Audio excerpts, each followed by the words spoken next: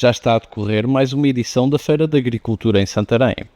Este ano, sem a presença do Presidente da República na inauguração, cabe ao Ministro da Agricultura, José Manuel Fernandes, e ao Comissário Europeu para a Agricultura, Christophe Hansen, fazerem as honras de abertura do certame.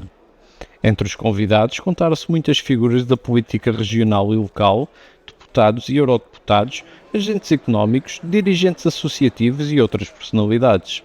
O evento voltou a contar com um pavilhão da União Europeia, onde foi entregue o certificado de denominação de origem protegida ao sal e flor de sal de Rio Maior.